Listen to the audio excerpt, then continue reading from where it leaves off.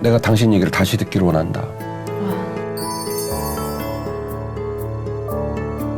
정말 신기한 것 같아요.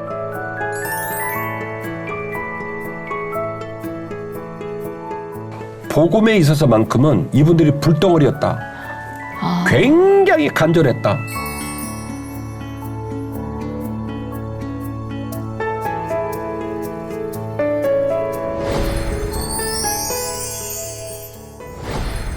주인 씨, 일주일 잘 보내셨죠? 네, 목사님. 저 지난주에 정말 재미있게 들어서 이번 주도 기대하는 마음으로 왔습니다. 맞아요. 저도 흥분해가지고 막 얘기를 했던데요.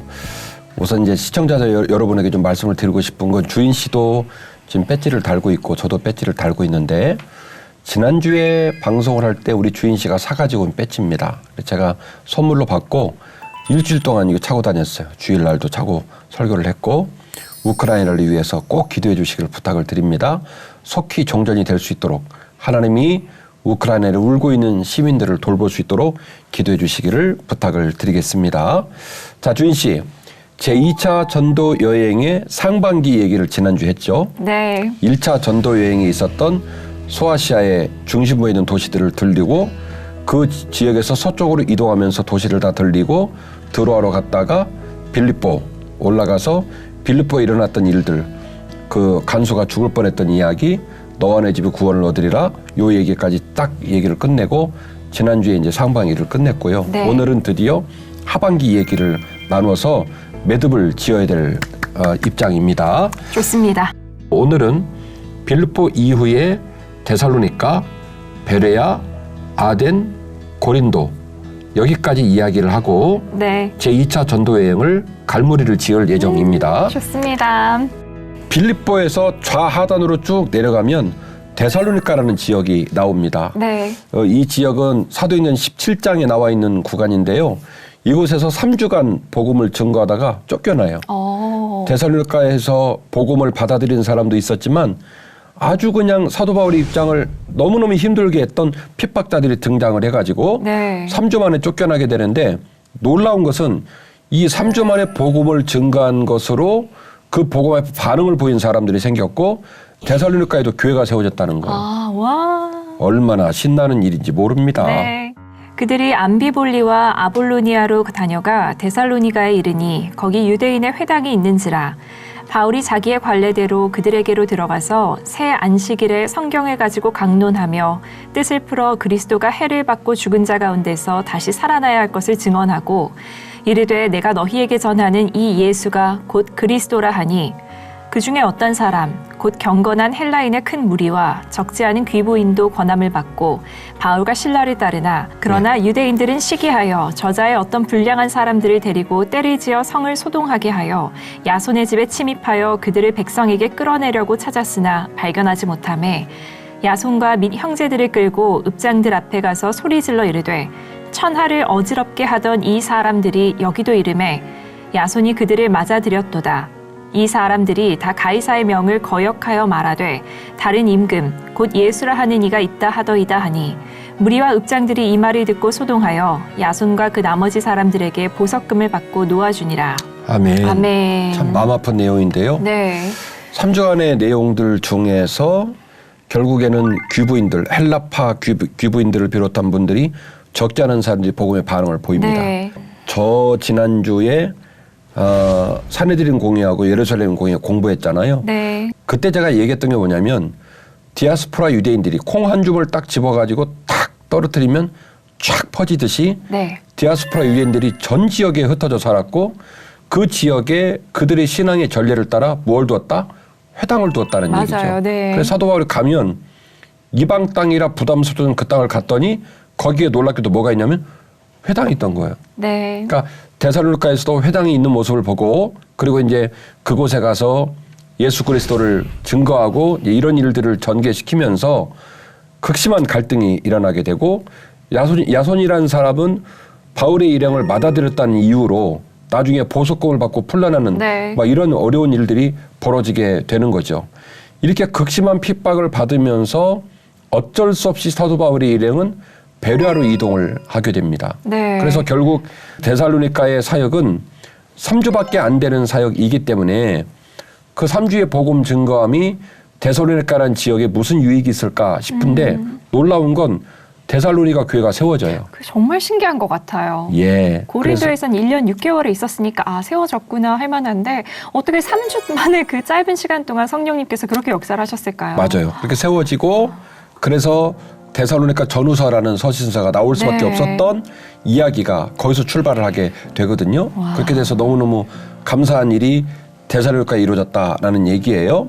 그 다음에 등장하는 도시가 베레아라는 네. 도시입니다. 베레아는 데살로니가에서 서남쪽으로 약 40km 정도 떨어진 지역이에요. 네. 그리 멀지 않아요. 그 지역에 마게도니아의 도시로서 베레아라는 지역이 있는데 이 베레아는 놀랍게도 성경에 이 지역 말고 사도행전 17장에 나오는 얘기 말고는 잘 나오지 않아요. 사도행전 20장 4절에 소바더라는 사람 이름이 나오는데 네. 이 소바더가 베레아 사람이었다.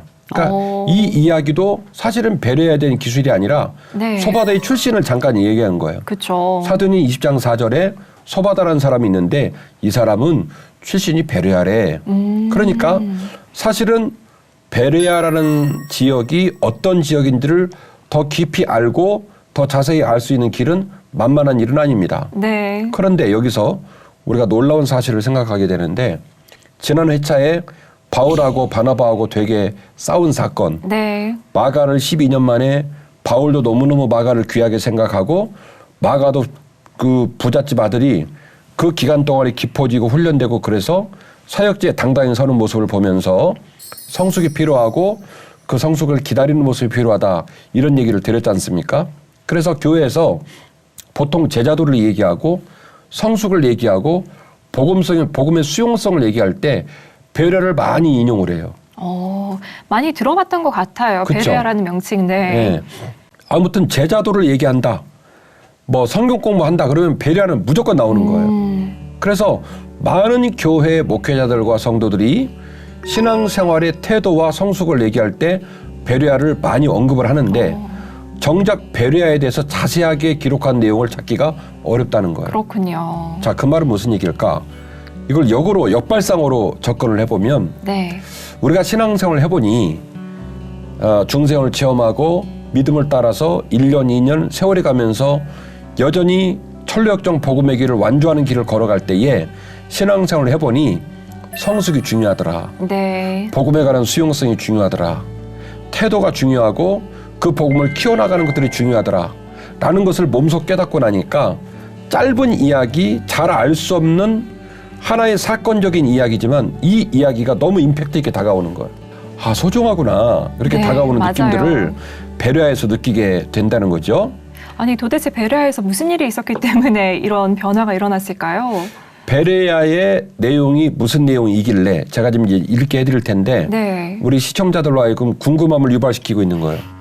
밤에 형제들이 곧 바울과 실라를 베레아로 보내니 그들이 이르러 유대인의 회당에 들어가니라. 베레아에 있는 사람들은 데살로니가에 있는 사람들보다 더 너그러워서 간절한 마음으로 말씀을 받고 이것이 그러한가 하여 날마다 성경을 상고하므로 그중에 믿는 사람이 많고 또 헬라의 귀부인과 남자가 적지 아니하나 데살로니가에 있는 유대인들은 바울이 하나님의 말씀을 베레아에서도 전하는 줄을 알고 거기도 가서 무리를 움직여 소동하게 하거늘 형제들이 곧 바울을 내보내어 바다까지 가게 하되 실라와 디모데는 아직 거기 머물더라. 아멘. 참 짧은 네. 본문인데 마음 아픈 내용이에요. 자, 일단 베레아부터 설명을 좀 네. 하겠습니다. 베레아 사람들 가슴에 있는 이중적인 모습이 있어요. 묘해요. 네. 첫 번째, 이들은 데살로니가에 있는 사람들보다 마음이 너그러웠다. 이건 네. 인격을 말하는 거예요.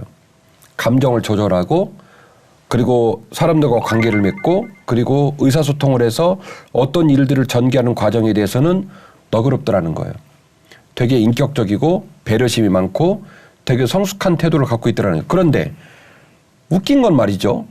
이분들이 사람들과의 관계를 이렇게 성숙하게 갔는데 하나님 말씀에 대해서는 그 말씀을 받는 것에 대하여 간절했다는 거예요. 간절한 마음이 있었다고. 네. 그러니까 이분들 안에 있는 이중성을 보는 거예요. 사람들을 대할 때는 되게 성숙하고 너그럽고 온전하고 따뜻하고 이런 모습이니까 약간 라오디게아 교인들이 떠오를 수 있어요. 차갑지도 않고 뜨겁지도 않고 좋은 게 좋은 거지 뭐 이럴 수 있는 모습이에요. 되게 성숙하고 따뜻하니까. 근데 말이죠. 복음에 대해서는 간절하게 복음을 받더라는 거예요. 그래서 오늘 짧은 부분은 뭐라고 말하냐면 말씀을 받았는데 이 말씀이 무슨 말씀이지? 이 말씀이 어떤 말씀과 연관이 되지? 이 말씀을 내 삶 가운데 적용하려면 어떻게 돼야 되지? 그래서 그걸 이루기 위해서 날마다 성경을 상고했다는 거예요. 네. 그러니까 이 짧은 본문의 이야기에 베레아 사람들의 삶의 전부를 담아내고 있는 거예요. 그분들의 언어와 마음가짐과 삶의 태도는 너그러워서 사람들하고는 되게 덕스럽게 따뜻하게 잘 지냈다. 그런데 네. 복음에 있어서만큼은 이분들이 불덩어리였다. 굉장히 간절했다. 그래서 그 말씀을 받고 보통 말씀을 받고 삶으로 적용을 안 시키면 이 말씀이 가볍죠. 네. 왜? 들은 건 들은 거고 사는 건 사는 거고. 근데 이분들은 간절하게 받은 말씀이 정말로 그러한가? 내 삶에 어떻게 적용돼야 되지? 이 말씀이 다른 말씀과 어떻게 연결되지? 그래서 말씀을 날마다 상고했다는 거예요. 와, 정말 그 의에 줄이고 목마른 자라는 말이 베레아 사람들이 향한 말인 것 같아요. 어떻게 이럴 수 있었을까? 그래서 우리가 나중에 천국 가서 만날 사람이 많지만 베레아의 성도들도 만나봐야 돼. 그렇네요. 아쉬웠어요. 얘기가 얼마 안 나왔는데요. 정말 어떤 일이 있었어요. 더 물어볼 얘기가 많을 만큼. 그래서 베레아에는 많은 사람들이 복음을 접하게 됩니다. 데살로니가하고는 또 좀 입장이 달라요. 그런데 데살로니가에 있는 인간들이 말이죠. 그 꼴을 못 보고 원정으로 와요. 원정까지 와서 소동을 일으키는군요. 40km 떨어진 곳에 원정을 와서 사도 바울을 또 핍박합니다. 사도 바울이 이 데살로니가 사람들의 핍박자를 보면서 얼마나 민망했을까. 네. 사도행전 7장, 8장, 9장, 10장까지 구간들 속에서 사도 바울이 비춰줬던 모습들 열심히 특심하여 담메색에 있는 거기에 숨어있는 성도들 다 잡아 죽이려고 누가 시키지도 않았는데 사내들인 공에 가서 공문 끊고 고문 받아가지고 다 죽여버린다고 막 다메섹 쫓아가고 과거에 그렇네요. 자신의 모습을 닮은 거예요. 정말 그들의 열심을 보며 나의 잘못된 분별력으로 저질렀던 나의 과오와 열심을 돌이켜보는 계기가 됐을 것 같아요. 얼마나 핍박이 강렬했냐면 사도 바울의 일행이 갈라져 버립니다.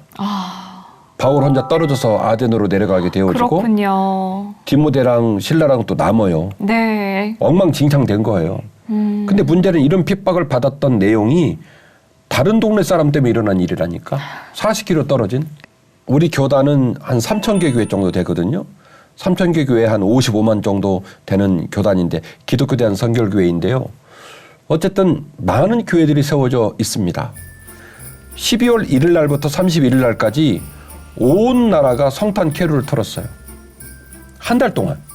그러니까 길에 나가면 무조건 그 예수 성탄에 대한 느낌들을 아주 맞아요. 물씬물씬 느낄 맞아요. 수가 있었고 네. 선생님들도 12월 달에는 산타크로스 할아버지를 말해야 되기 때문에 안 때렸어. 되게 너그러워지는 달이었군요. 너그러졌어. 네, 그리고 성탄 그 카드를 맞아요. 학교에서 많이 썼단 말이에요. 맞아요. 저도 기억해요. 예. 네. 근데 그 크리스마스 카드에 보면 그 보통 교회들이 하얀 눈 내린 곳에 교회들이 있고 그랬죠. 그때 모든 시민들이 생각했던 교회는 거룩하고 아름답고 그리고 그 교회 불빛처럼 동네를 밝히고 지역을 밝히는 네. 그런 교회였어요. 오늘 우리가 섬기는 교회와 우리들의 신앙의 모습이 베레아 사람들 같은 모습이면 좋겠다. 아멘. 인격적으로는 너그러워서 다른 사람들을 대할 때 소통하고 또 함께 팀을 이루어서 일을 할 때 그리스도의 향기와 그리스도의 인격을 물씬 보여줬으면 좋겠고, 그러나 우리 안에 있는 죄성을 다스리고 우리가 좀 더 거룩해지기 위해서는 베레아 교인들처럼 말씀을 간절히 사모하고 그 말씀이 그러한가 하여 말씀의 연결고리 그리고 그 말씀이 내 삶 가운데 어떻게 적용될 수 있지라는 문제를 놓고 날마다 말씀을 상고하는 그런 열정이 있으면 좋겠다. 아멘. 그런 모습이 되면 우리가 빛과 소금이 되는 거고, 그리고 결국 사도행전 표현처럼 이같이 너희 착한 행실로 하늘에 계신 너희 아버지께 영광을 돌리게 하라. 아멘. 충분히 될 수 있다고 생각을 하기 때문에 우리가 베레아 기간을 함께 보면서 우리들의 믿음을 돌아보고 교회 역할들을 돌아볼 수 있는 그런 귀한 계기가 되었으면 좋겠습니다.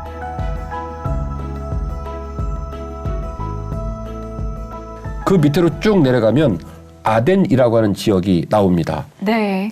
사도행전 17장 구간인데요.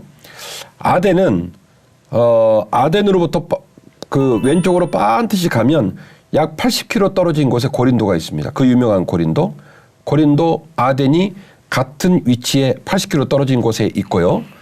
아덴은 많은 성도들이 성경을 읽을 때 아덴 하니까 이 아덴이 지금 어딘지를 따로 생각하는 경우가 있어요. 어딘가요? 아테네.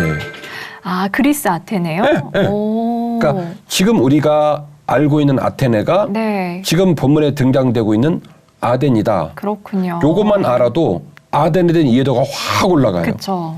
자, 제가 고린도하고 아덴하고 80km 떨어진 같은 위치, 같은 위도 지경에 있다고 얘기를 했죠. 그런데 이 두 도시는 특징이 달랐어요. 아덴은 문화와 지식을 대표하는 그런 도시라면 속상한 얘기인데 고린도는 상업과 쾌락을 중심으로 하는 도시였어요. 아덴은 고대 헬라 제국에서 가장 유명한 도시였습니다. 현재 우리가 알고 있는 그리스의 수도 아테네이고요. 결국 군사적으로도 굉장한 힘을 갖고 있어서 인정을 받는 도시였고요. 아크로폴리스의 파르테논 신전인데 네. 안 가본 사람들도 TV에서 자주 보는 모습인데요. 저 밑에 보면 사람들 키 보이죠? 네. 그러니까 이 신전이 파르테논 신전이 얼마나 위용이 있는지 네. 이런 신전 유물들이 차고 넘쳐요. 와, 이걸 어떻게 지었을까요? 네, 아덴에 이제 이런 부분들이 있고요. 이거는 지금 올림픽 경기장이거든요. 네. 1896년에 근대 올림픽이 여기서 시작이 되고요. BC 331년 아테네 대축제의 경기장으로 쓰였던 것이 지금 개축을 하고 돌봐가지고 지금 보면 현대시처럼 보이지만 이 안에 들어가면 돌들이 아주 오래된 돌들이 그대로 남아있거든요. 그렇군요. 이런 올림픽 경기장을 만들어서 갖고 있던 도시가 아덴이었다. 네. 그러니까 이런 그 문화적인 유적들만 가지고 쭉 얘기를 해놔도 이제 여기에 누가 들어갔냐면 바울이 들어간 거예요. 또 혼자 들어간 거잖아요. 네, 뭐 분위기가 어땠을 것 같아요? 위축됐을 것 같아요. 그렇죠. 이거 만만한 상황이 아닌 네. 거예요. 왜냐? 이분들은 누가 말을 하면 귓등으로 들어. 말을 얼마나 성의 없이 들으면 귓등으로 듣냐 이 얘기거든요. 근데 아테네가 딱 그 짝이야. 이분들은 다른 사람을 볼 때 약간 깔봐요. 네. 왜?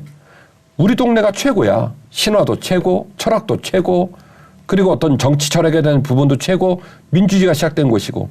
그래서 신들 얘기도 시큰둥, 정치 얘기도 시큰둥, 누가 뭐 말을 해야 집중도 안 해요. 이런 역사적 배경을 얘기하고 드디어 아덴으로 들어가 보겠습니다. 바울이 아덴에서 그들을 기다리다가 그 성에 우상이 가득한 것을 보고 마음에 격분하여 회당에서는 유대인과 경건한 사람들과 또 장터에서는 날마다 만나던 사람들과 변론하니 어떤 에피쿠로스와 스토아 철학자들도 바울과 쟁론할세 어떤 사람은 이르되 이 말쟁이가 무슨 말을 하고자 하느냐 하고 어떤 사람은 이르되 이방신들을 전하는 사람인가 보다 하니 이는 바울이 예수와 부활을 전하기 때문이러라. 그를 붙들어 아레오바고로 가며 말하기를 내가 말하는 이 새로운 가르침이 무엇인지 우리가 알 수 있겠느냐. 내가 어떤 이상한 것을 우리 귀에 들려주니 그 무슨 뜻인지 알고자 하노라 하니 모든 아덴 사람과 거기서 나그네 된 외국인들이 가장 새로운 것을 말하고 듣는 것 이외에는 달리 시간을 쓰지 않음이더라. 아멘. 아멘. 자, 제가 이야기꾼이니까 지금 읽으신 본문은 좀 설명을 좀 해줄 필요가 있습니다. 네. 아덴에는요, 플라톤의 이상주의, 에피쿠로스의 향락주의, 스토이의 금욕주의, 이런 철학들이 이 복판에 녹아들어서 이 일로 맨날 쟁론을 하는 지역이에요. 네. 쾌락주의, 금욕주의는 입장이 다르니까. 그쵸. 근데 웃긴 건 동시대에 같은 지역에 있었어요. 네. 그래서 사람들끼리 쟁론하는 게 아주 이골이 난 사람들입니다. 그런데 사도 바울이 대단하다는 건 우리 애들 쓰는 말로 왜 포스가 느껴진다고 그러죠. 동네를 딱 들어갔는데 만만치가 않은 거예요. 근데 사도 바울은 더 만만치가 않아. 네. 막 안식일에 회당 가서 쟁론하고 길에서 만나서 쟁론하고 막 이제 복음을 뭐 기탄 없이 복음을 증거하게 되는 거죠. 그래서 이 아레오바고라고 하는 아레오바고는 종교재판소예요. 아레오바고로 사도 바울이 끌려갈 정도로 사도 바울이 꿀리지 않고 자신의 가슴 속에 있는 예수 그리스도의 복음을 부활의 복음을 막 기탄 없이 증거를 하게 된 거죠. 이 일로 이제 아주 엉망진창이 된 거예요. 엉망진창이. 그래서 얘기를 좀 이제 전해보면 들어가 보니까 우상이 버글버글했고 네. 그 일 때문에 사도 바울은 막 격분을 하게 네. 되어지고 많은 철학가들이 있고 그리고 이 철학가들과 사람들의 쟁론 속에서 얼마나 그런 일이 많았는지 종교 재판을 전문으로 하는 아레오바고라는 종교 재판소가 있었어요. 아덴에. 그리고 새로운 교리에 호기심도 많아. 네. 왜? 이런 표현이 적합한지 모르겠습니다만 완전 잡탕이야. 그러니까 신들 명단도 많고 네. 그리고 철학적인 아젠다들도 너무나 선명한 아젠다가 여럿이 있고 철학도 그리고 정치학적으로 되게 발달된 도시니까 종교심이 많다는 얘기는 무슨 얘기냐면 완전히 그 종교에 헌신한다는 얘기가 아니라 많은 종교에 대한 깨달음과 이해 중에 하나를 추가하겠다는 거예요.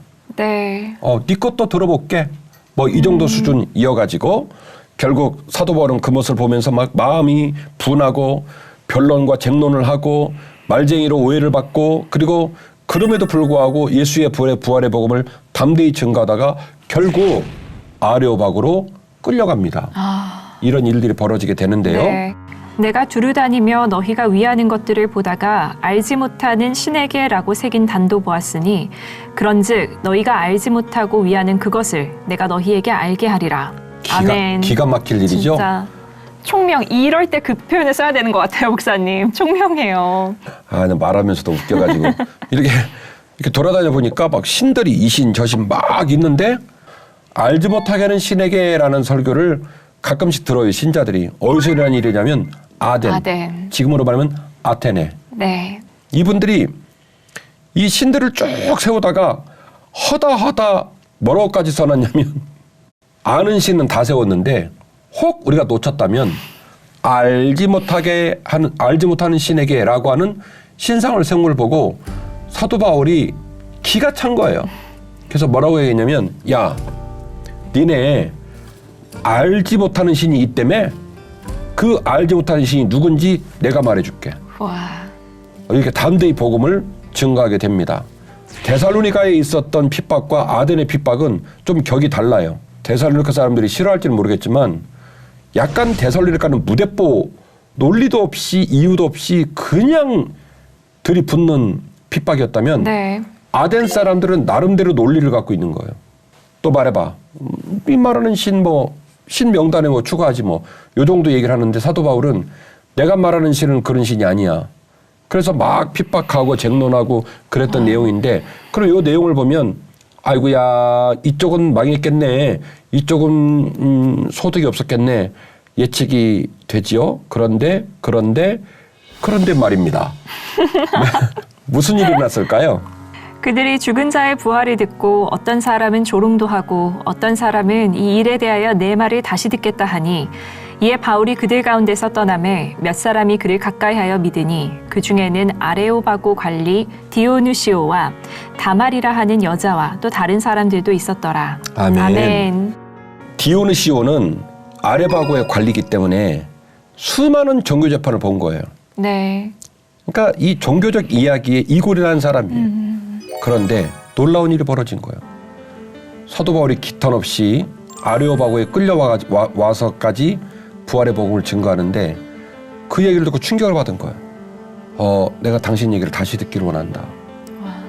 그래서 재차 청하고 그런 사역들을 통해서 몇 사람들이 복음의 열매를 맺는 놀라운 일이 아덴에서 일어나게 됩니다.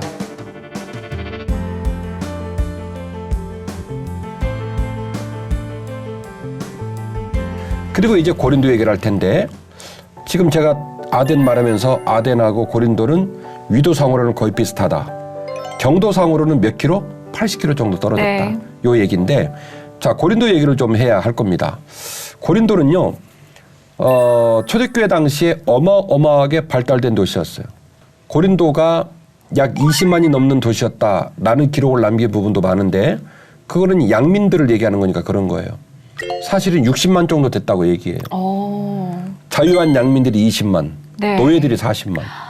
아. 이 말은 무슨 얘기냐? 3분의 1이 양민, 3분의 네. 2가 노예였다는 네. 얘기는 뭐냐면 이 20만의 사람들이 그냥 보통 사람이 아니라 어마어마하게 잘 살았다는 거예요. 네. 집집마다 노예를 두고 있는 그렇군요. 그런 모습이겠죠. 네. 동서로는 해양무역의 유충지, 해양무역의 유충지고 남북으로는 육상무역의 유충지였어요. 그러니 돈이 모이는 곳이고 여행자들이 모이는 곳이고 네. 그러니 그곳이 쾌락에 발달할 수밖에. 그렇네요. 돈이 투입이 되고 문화가 네. 투입이 되고 아주 발달한 도시였습니다. 그래서 고린도에는 음탕한 그 음란과 쾌락이 네. 이 도시 전체를 값싸고 있었다고 볼 수가 있고 심지어 사랑의 여신 아프로디테를 네. 경배하는 예배당이 고린도에 있었어요. 그랬군요. 그리스에 나오는 사랑의 여신 네. 아프로디테가 어디에 있냐면 고린도에 있어요. 그렇군요. 네. 이런 지역이 고린도였다. 이 고린도에서 사도 바울이 1년 6개월을 머물렀어요. 네. 1년 6개월을 머물렀다는 얘기는 여기서 뭔가를 했겠죠? 그렇죠. 뭐요? 아, 편지를 썼나요? 편지. 1년 6개월을 머물다 보니까 글도 좀 쓰죠. 그렇군요. 1년 6개월을 머물면서 사역을 감당하게 되는데 여기서 어마어마한 사람들을 만납니다. 아, 이번에 또 누구를 만났을까요? 제가 이전에 더 깊이 하면서 말씀을 드렸던 것 같아요. 로마서가 16장으로 돼 있다. 네. 15장까지는 이론과 실천에 관한 내용들이고 16장은 놀랍게도 사람 이름밖에 없다. 맞아요. 네. 37명 이상이 나온다. 그래서 쭉 동역자를 나열합니다. 문안하라, 문안하라, 문안하라. 원문을 보면 문안하라는 말은 이름께나 알아주라 이 소리가 아니라 그를 기억하고 존경해 주라는 거예요. 그렇게 소중한 거예요.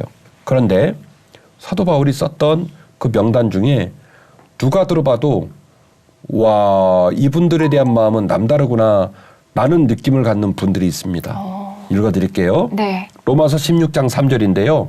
너희는 그리스도 예수 안에서 나의 동역자들인 브리스길라와 아굴라에게 문안하라. 아, 여기서 이 둘이 나오는군요. 그들은 내 목숨을 위하여 자기들의 목까지 목을 내놓았으니 내놓은 사람들, 네. 나뿐만이 아니라 이방인의 모든 교회도 그들에게 감사한다.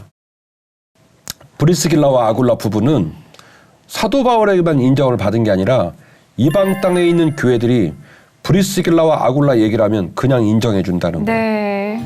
사도 바울이 뭐라고 말하냐면 그분들은 나를 위해서라면 자신들의 목까지 내놨다는 거예요.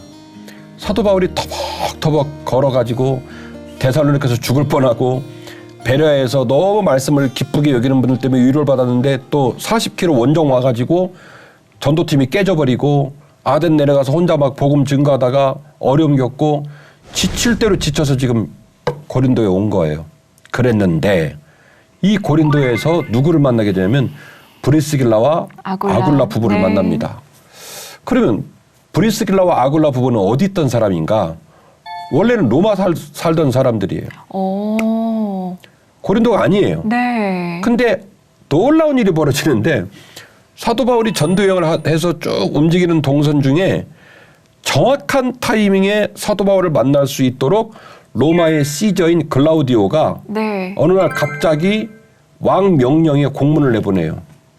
야, 로마에 있는 유대인들 다 꺼져. 야, 우리 도시에 있지 마. 그래가지고 브리스길라와 아굴라가 그냥 어쩔 수 없이 밀려나가가지고 어디를 간 거냐면 고린도를 간 거예요. 그런데 그 고린도에 딱 도착하는 그 시기에 딱 사도 바울이 딱 사도 바울이 거기 도착을 한 있었군요. 거예요. 와, 정말 신기하다. 네. 재밌죠. 그 후에 바울이 아덴을 떠나 고린도에 이르러 아굴라라 하는 본도에서 난 유대인 한 사람을 만나니 글라우디오가 모든 유대인을 명하여 로마에서 떠나라 한 고로 그가 그 아내 브리스길라와 함께 이달리아로부터 새로 온지라 바울이 그들에게 감해 생업이 같으므로 함께 살며 일을 하니 그 생업은 천막을 만드는 것이더라. 안식일마다 바울이 회당에서 강론하고 유대인과 헬라인을 권면하니라. 실라와 디모데가 마게도냐로부터 내려오매 바울이 하나님의 말씀에 붙잡혀 유대인들에게는 예수는 그리스도라 밝히 증언하니 그들이 대적하여 비방하거늘 바울이 옷을 털면서 이르되 너희 피가 너희 머리로 돌아갈 것이요 나는 깨끗하니라. 이후에는 이방인에게로 가리라 하고 거기서 옮겨 하나님을 경외하는 디도 유스도라 하는 사람의 집에 들어가니 그 집은 회당 옆이라. 또 회당장 그리스보가 온 지방과 더불어 주를 믿으며 수많은 고린도 사람도 듣고 믿어 세례를 받더라. 밤에 주께서 환상 가운데 바울에게 말씀하시되 두려워하지 말며 침묵하지 말고 말하라. 내가 너와 함께 있음에 어떤 사람도 너를 대적하여 해롭게 할 자가 없을 것이니 이는 이 성 중에 내 백성이 많음이라 하시더라. 1년 6개월을 머물며 그들 가운데서 하나님의 말씀을 가르치니라. 아멘. 참 뜻깊은 내용이 담겨져 있는데요. 네. 지금 주인 씨가 이 본문을 읽으면서 뭔가 좀 차이점을 떠올려야 할 부분이 있어요. 그게 뭐냐면 로마서 16장에서 사도 바울이 두 부부를 소개한 문장과 네. 두 부부를 객관적으로 만난 사건을 기록하는 문장이 좀 달라요. 무슨 차이가 네. 있는지 느끼셨나요, 혹시? 어떤 차이인가요, 목사님? 아내와 남편의 순서가 바뀌었어요. 아, 그렇네요. 맞아요. 로마서 16장에는 브리스길라 앤 아굴라. 네. 그러니까 이 이후에 나오는 얘기는 꼭 브리스길라 앤 아굴라로 나와요. 처음에 시작된 얘기를 기록할 때는 정확하게 아굴라를 앞에 둡니다. 네. 그래서 아굴라가 이 모든 일들을 이끌어가면서 고린도로 갔고 브리스길라 이름을 왜 언급했냐면 그는 아굴라의 부인이었더라. 네. 정확하게 이렇게 얘기를 하는 거예요. 네. 그러니까 사실은 초대교회 상황에 이 여성들의 지위를 고려한다면 부인이 앞으로 나오는 건 이때 당시 역사적 배경으로는 되게 낯설은 거예요. 네. 이상한 거예요. 네. 말이 안 되는 거예요. 참 이례적이네요. 그렇죠. 많이 달라요. 그런데 이분들의 사역이 이어지면서 위치가 바뀌어요. 그래서 항상 브리스길라와 아굴라 이렇게 얘기를 하는 거예요. 그러니까 네. 이 브리스길라라는 여인이 얼마나 복음 앞에 헌신되고 얼마나 현명하고 얼마나 탁월한 그리스도의 동역자였는지를 엿볼 수가 있는 이야기를 18장에서 볼 수가 있습니다. 네. 자, 바울이 고린도에서 복음을 증거하는데 도시가 만만치가 않는 거예요. 상업이 발달돼 있고 쾌락이 발달돼 있고 인구가 60만이나 되고 아니나 다를까 복음을 증거하는데 그분들의 삶 가운데 계속 거슬리게 하는 복음을 증거하니 막 핍박이 이만저만 아니고 마음에 갈등이 많은 거예요. 그런데 말이죠. 하나님 바울에게 놀라운 얘기를 합니다. 얘야, 두려워하지 말고 침묵하지 말라. 담대히 복음을 증거하라. 네. 이 땅에 여전히 나의 백성이 많이 남아있다. 와. 그래서 1년 6개월을 머물면서 집중적으로 고린도의 복음을 증거합니다. 그러니까 데살로니가에 3주 머물렀던 거 생각해보면 말도 안 되는 거예요. 1년 6개월 머물면서 고린도에 집중적으로 복음을 증거합니다. 네. 아쉬운 것은 그 일로 말미암아 정말 아름답게 고린도 교회가 섰으면 좋았을 텐데 예고방송으로 얘기를 하면 우리 시청자들이 기다려주시라고 파는 4개 파, 문제는 6개 문제. 이 어마어마한 얘기가 고린도 교회에서 이제 진행이 되는데요.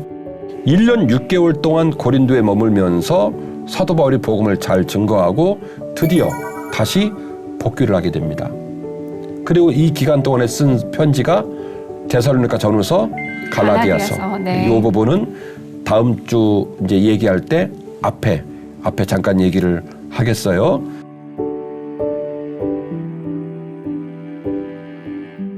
오늘도 시간이 정말 빠르게 흐른 것 같고요. 저는 베레아에 대해서 목사님께서 풀어주신 게 아주 인상이 깊었는데요. 그 베레아 사람들이 마음이 너그럽고 또 간절한 마음으로 이 진리를 추구하는 마음이 있었다고 묘하다고 하셨잖아요. 그랬죠? 네. 이쪽은 부드럽고 이쪽은 뜨겁고. 네. 그렇죠? 네, 말씀하세요. 그리고 또 성경을 상고했다고. 네. 그래서 정말 뭐가 그렇게 특이한가 했을 때 바로 그 점이 특이했던 점이었잖아요. 아주 특이하죠. 네. 또 말씀의 히브리서 11장 6절에 보면은 찾는 자에게 상급을 주신다고 하잖아요. 근데 이게 영문으로 보면은 그냥 찾는 자가 아니라 passionately seek him 혹은 diligently seek him이라고 나와요. 아이고, 그 영어 말은 잘한다. 그러니까 부지런하게 열정적으로 찾으라라는 말씀이거든요. 근데 그 부지런하게 열정적으로 그 진리를 추구하는 그 마음이 베레아 사람들에게 있었던 것 같고요. 네. 그리고 다른 거 하나는 이제 사도 바울을 보면은 전 정말 재밌다고 생각이 드는 게 모든 기회를 다 전도하는 기회로 삼았어요. 보니까 이름이 없는 한 그 상을 볼 때도 이거를 내가 잡아서 전도를 해야겠다라고 그렇지. 생각을 했고, 감옥에서도 풀려났는데 옥중 문이 열렸는데 지금 내가 복음을 전해야 되는 순간이구나. 나 안 나갔어. 네, 이 모든 순간을 전도하는 기회로 포착을 하고 절대 허투루 낭비하지 않았다는 점이 정말 많이 보고 배워야 되는 점이라는 생각을 했습니다. 사도 바울이 왜 그랬을까? 이거는 저의 궁금함이기도 하고 네. 많은 신자들의 궁금함이기도 할 겁니다. 근데 사도 바울의 고백을 보면 그 마음을 알 수가 있어요. 내가 과거에 내가 사랑하는 주님을 너무 핍박했다. 그리고 그분을 사랑하는 사람들을 너무 핍박했다. 그게 평생 동안 눌린 아픔이었어요. 그러니까 자기는 다른 사도들하고는 빛이 다르다는 거예요. 예수님께 부름받아서 네. 예수님 따라다녔던 다른 사도들하고는 빛이 다르다는 거예요. 나는 내 목숨을 바쳐서라도 이 빛을 갚아야 된다는 거예요. 아주 특별한 역사를 갖고 있는 사람이잖아요. 그래서 나중에 이제 얘기가 나오겠습니다마는 여러 가지 위험들을 말하면서 추위의 위험, 동족의 위험, 배고픔의 위험, 짐승의 위험, 그 40여 가마매를 5번이나 맞고 많은 위험들을 얘기하면서 끝에 뭐라고 하는지 아십니까? 내가 이런 모든 위험을 겪었으니까 나 잘해줘, 알아줘 라고 말을 해야 되는데 뭐라고 말을 붙이냐면 내게 여전히 눌리는 염려가 하나 있는데 주께서 피로 세우신 교회를 향한 염려 말고는 없다. 와. 대단한 분이에요. 네. 그러니까 그 사도 바울의 마음에는 오직 내가 빚 갚아야 된다. 내가 얼마나 나쁜 사람이었는데 그런 마음이 있었을 것 같아요. 아무리 좋은 밭도 주인이 관리를 안 하면 나쁜 밭이 돼요. 길가밭, 돌짝밭, 가시밭 따로 있는 게 아니라 네. 좋은 밭을 관리를 안 하면 그렇게 돼. 그렇네요. 반대로 가시밭이고 돌짝밭이어도 꽹이 들고 들어가서 네. 돌 다 파내고 낫으로 찍어내고 네. 정리하면 그 밭이 무슨 밭이 되냐면 좋은 좋은 밭이군요. 밭이에요. 네. 밭 종류가 아니라 같은 밭에 나타나는 현상을 얘기하는 거예요. 더 깊이 있군 이야기로 말하고 싶은 메시지는 우리 밭을 생각했으면 좋겠다. 아멘. 내 밭이 베레아일까? 빌립보일까? 데살로니가일까? 아덴일까? 고린도일까? 생각했으면 좋겠다. 네. 그래서 정말 우리의 마음이 옥토가 되어서 주님 주신 말씀 잘 간직하고 바울처럼 뚜벅뚜벅 걸어 사명을 완수하시는 우리 모두가 되었으면 좋겠습니다. 아멘. 오늘도 즐겁게 들어주시고 집중해 주셔서 감사하고 다음 주에는 드디어 제3차 전도여행을 시작하는 얘기를 들고 다시 만나겠습니다. 네. 감사했어요. 감사합니다. 네네.